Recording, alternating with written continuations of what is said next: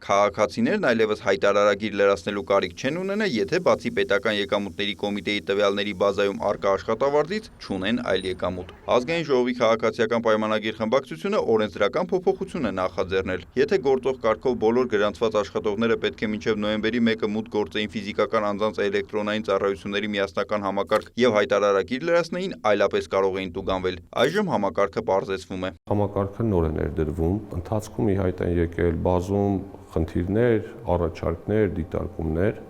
հաշվի առնելով այն հանգամանքը, որ եկող տարի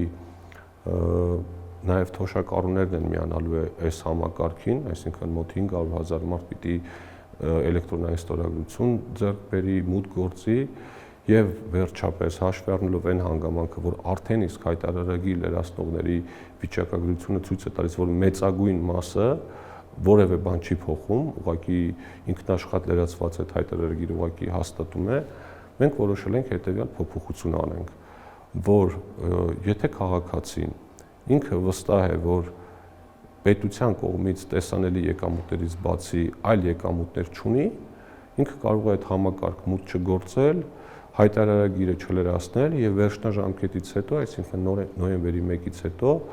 այդ հայտարարագիրը կհամարվի լրացված եւ հանձնված։ Այսինքն պետությունը հիմք կվերցնի այն ինֆորմացիան, որն իրեն տեսանելի է, եւ հետեւաբար որևէ պատասխանատվություն հայտարարագիրը չլրացնելու համար չի լինի, շեշտում է Բաբկեն Թունյանը, միևնույն ժամանակ հավելում. Բայց եթե քաղաքացին ինքը գիտի, որ ամեն դեպքում ինքը եկամուտներ ունի, իսկ դա կարծում եմ քաղաքացիները շատ լավ գիտեն, որ ինքը պիտի մտնի ինքնուրույն լրացնի, արդեն կթողնենք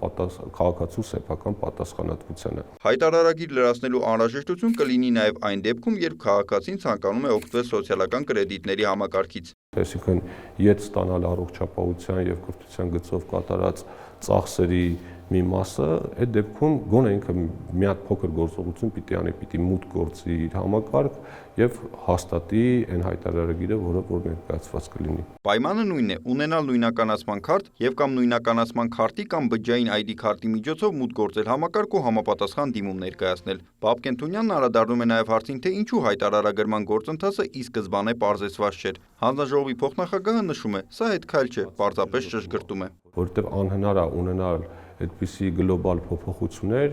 եւ ի սկզբանե ոնց նախատեսել ես, այդպես էլ գնա որևէ բան չփոխես։ Ընթացքում ի հայտ են գալիս նոր հնարավորություններ, ընթացքում ի հայտ են գալիս նոր խնդիրներ եւ եթե կա տարբերակ հաշվի առնելով արդեն դրա պրակտիկ իրարկումը, որպեսզի համակարգը ավելի հեշտացնենք, դրան պիտի անպայման գնանք։ Ավելի մեզ քննադատեն, ասեն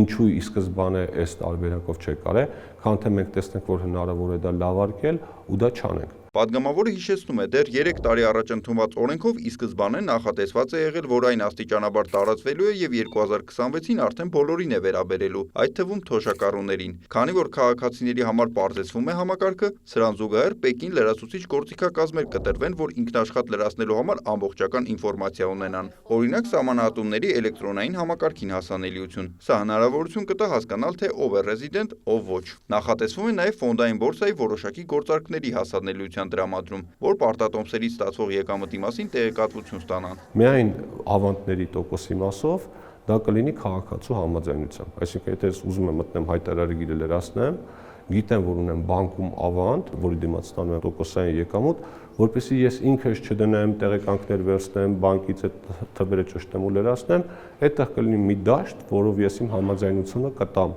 որ պետական եկամուտների կոմիտեն ավտոմատ այդ տվյալները ստանա բանկային համակարգից եւ իմ փոխարեն լրացնի։ Այսինքն, որ դրա վրա էլ ժամանակ չծախսեմ։ Սրանք բոլորը փոփոխություններ են, որոնք ընթացքում ի հայտ են եկել եւ միանգամից փորձենք լուծել։ Պատգամավորի խոսքով այն քաղաքացիները, որոնք պարտաճանաչ լրացրել են իրենց հայտարարագիրը, անարդարության զգացում չպետք է ունենան։ Այն մարդիկ, ովքեր որ ամեն դեպքում մտել ու հայտարարագիր են լրացրել,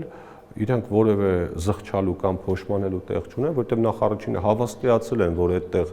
նշված տվյալները իրականությանը համապատասխանում են եւ նրանց մոտարապես 40-45%-ը նաև սոցիալական կրեդիտներ են հետ ստացել, այսինքն ամեն դեպքում պետության այդ լրացուցիչ թափանցիկ լինելը ու այդ համակարգը գործելը իմ կարծիքով փոշմանելու հիմք չի տալիս։ Բաբկեն Թունյանը շեշտում է, նախագիծն արդեն շրջանառվում է, եւ քանի որ հայտարարագիր ներկայացնելու վերջնաժամկետը նոյեմբերի 1-ն էր, պետք է մինչեւ այս ժամկետը արագացված ռեժիմով 2 ընթերցումով ընդունեն։ Նիկոլայ Ավետիսյան, Հովհաննես Քյոսեյան, լուրեր։